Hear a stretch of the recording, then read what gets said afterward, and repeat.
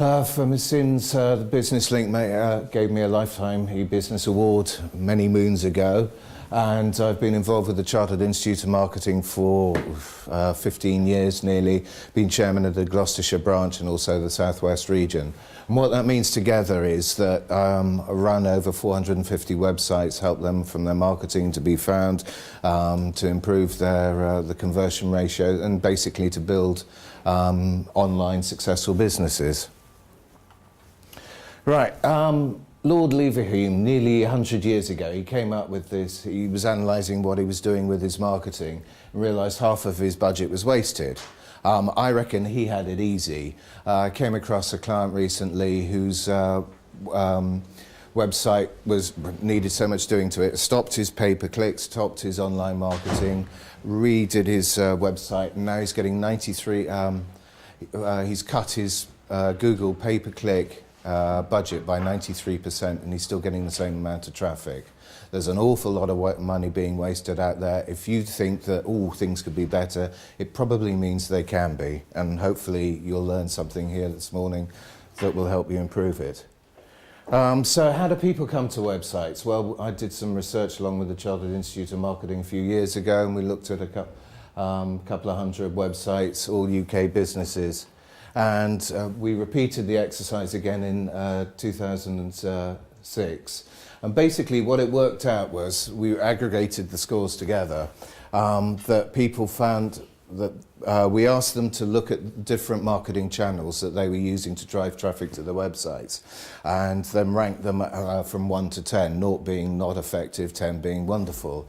And the results came out that search engine, that's the free results sections, were most effective. Then pay-per-click. Affiliate schemes, these are online traffic drawing systems into websites. These are primarily used for larger websites or larger companies, because the startup costs are about 1,500 to £2,000. And then PR was fairly effective, and the other channels were less effective, and it tailed off. And if you think about it, there's a stunningly good reason why these three methods are all the most cost effective, and that's because they're all online. We're being bombarded with about 200 brand messages a day apparently in the UK, and so our brains sort of are used to feeding things out. And so if you're spending money on your offline activities to market your website, you may not have quite the effect that you wanted. So if you concentrate on the online elements of the marketing mix, that's where you're going to get the most cost-effective marketing, and that's what I'm going to try and talk to you about this morning. Yeah, the conclusions overall were the search engines were most effective, pay-per-click and affiliates. But the thing was, you can't do one in splendid isolation. If you think of a stool, you've got 3 or 4 legs on it, and if you've got those legs, that's okay, but if you knock one away, the thing becomes lopsided. It's not as effective as it could be. Right, so looking at the search engines first of all, this is over a couple of years. There's been quite a migration from MSN to and Google to and Yahoo, sorry, to Google. Current stats in the UK are that Google's got about 75% of the online search market.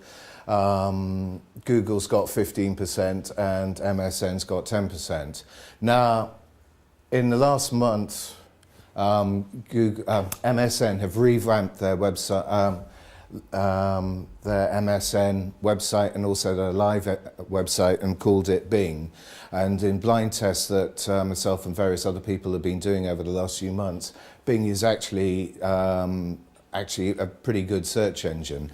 It's also grown traffic in the US. It's actually overtaken Yahoo again, and so it's definitely on an upward path. And if you're interested in selling products and services online, I would seriously suggest you have a look at Bing.com, because there's quite a lot of traffic that's coming through from that, and they're particularly focusing on keywords and online shopping. So that's something to really consider for the future.